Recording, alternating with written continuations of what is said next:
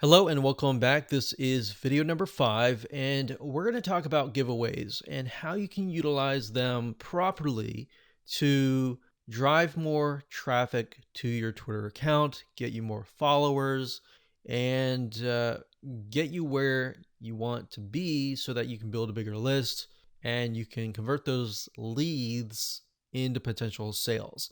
Now, there's a wrong way to run a giveaway, and of course, there is a right way to run a giveaway.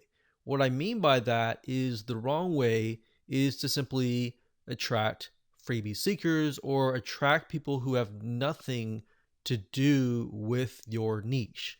So if we go to Twitter here and we type in hashtag giveaway, we can see a lot of people running different types of giveaways. So this gives you a general overall view of giveaways. So if we scroll down here, some of these people are giving something actually related to their business. So for example, Power Direct, I assume is a company. It looks like a company, an electrical retailer company. So they sell a bunch of electrical items, and it looks like they're giving away a auto steam iron. Now, I'm not sure exactly if Power Direct is a company that develops irons. I'm not sure. So if we click here, we can see that they mainly sell appliances. So they sell dishwashers, all sorts of things, TVs, and all that. So to me, that's very broad, and it might make sense to have a giveaway, but you're still not attracting, you might not be attracting someone who might be wanting a dishwasher or wanting other items that you actually sell.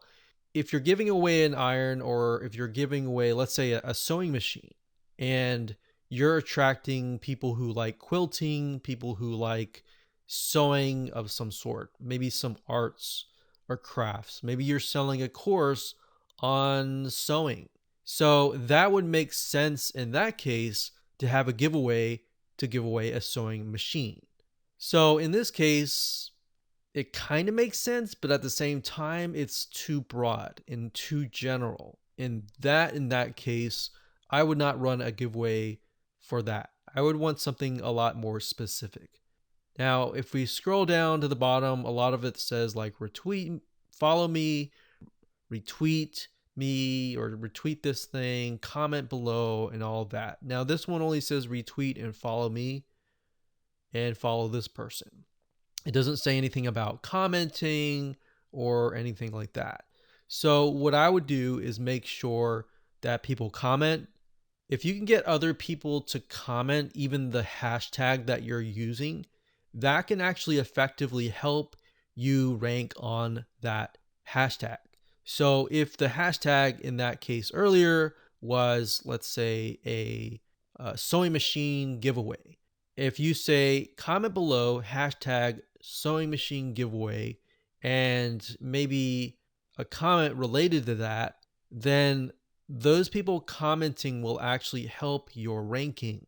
See, they're making a mistake here. And even though they might be having a targeted giveaway, they're making a mistake in the sense that they're not asking the people who are trying to win that contest to help them rank that post. So if you do that, that's one little trick.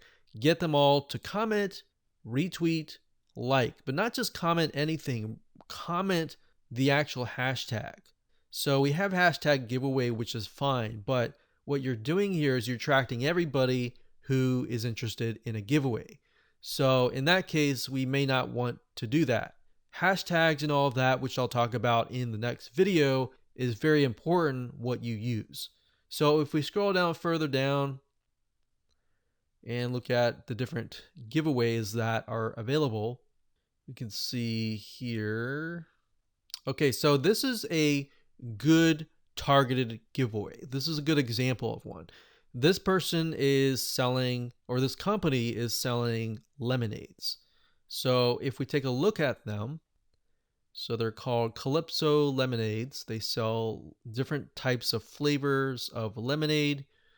And as we scroll down, looks like they do a lot of giveaways, and looks like they're actually getting a lot of interaction. All right, so they're very consistent on the type of giveaway that they are giving. Okay, so that's a big plus. One thing that they could do is shorten their URL here, and there's a lot of caps in lowercase, and it's just kind of confusing as to what is what. But I will give them props. It is targeted, and that's good. So if we click down here, let's just click this tweet here and see what kind of comments they're getting. So they're saying, starting today, enter for your chance to win at blank blank. Good luck. So they don't really tell you what to do. When you run a giveaway, you need to tell people what they need to do. So like I showed you earlier, comment, retweet, or comment this hashtag, retweet, and like. So as we can see here, it says this person commented, I just entered, found out about y'all, and my life changed or something because of your lemonade. So if we scroll down, so it's interesting to me because these people did not ask for a comment, yet they were able to get a lot of good comments. And the comments aren't just random, they actually relate to the lemonade. But you believe it or not, they could actually double their comments if they simply ask people to comment. So you might have, let's say, 141 likes, but there's only 56 comments.